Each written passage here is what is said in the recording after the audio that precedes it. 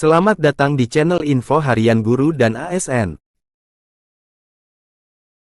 Hore, kenaikan tunjangan kinerja disebut tidak bebani APBN, Kemenkeu, tapi PNS diminta lakukan ini.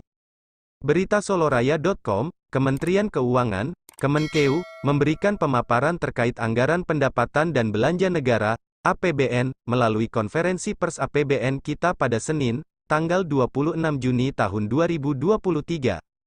Dalam kesempatan itu, Kemenkeu mengkonfirmasi bahwa kenaikan tunjangan kinerja, TUKIN, untuk pegawai negeri sipil, PNS, tidak akan membebani APBN.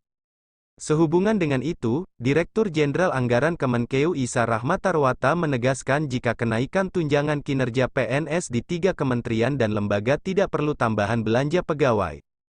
Adapun kementerian dan lembaga yang dimaksud terkait kenaikan TUKIN yakni Kementerian PPN, Bappenas, Badan Pengawasan Keuangan dan Pembangunan, BPKP, serta Kementerian Pendayagunaan Aparatur Negara dan Reformasi Birokrasi, Kementerian PANRB.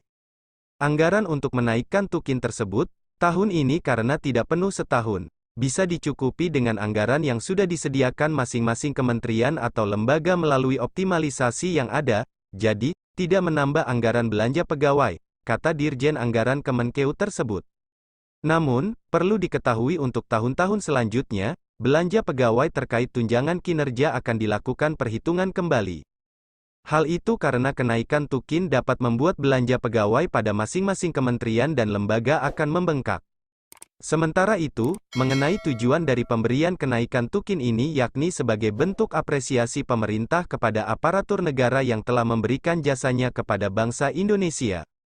Termasuk kenaikan tunjangan kinerja bagi ketiga kementerian dan lembaga karena untuk peningkatan kualitas reformasi dan birokrasi. Hal serupa, kenaikan TUKIN, tentu terus dilakukan dan didorong terjadi di kementerian atau lembaga lain.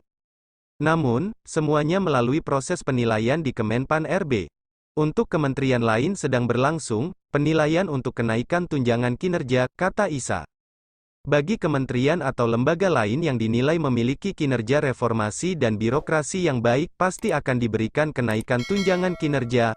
Namun, Dirjen Anggaran Kemenkeu tersebut juga menegaskan bahwa penggunaan anggaran untuk kenaikan tunjangan kinerja di tahun 2023 ini berguna untuk mendorong optimalisasi belanja pegawai yang disediakan. Sementara, penyesuaian baru akan dilakukan melalui analisa pada tahun berikutnya.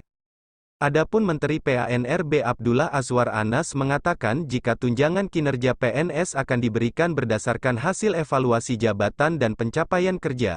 Menurutnya, skema lama pemberian TUKIN dinilai tidak mendorong PNS dapat meningkatkan kinerja karena menganggap tunjangan kinerja sebagai haknya.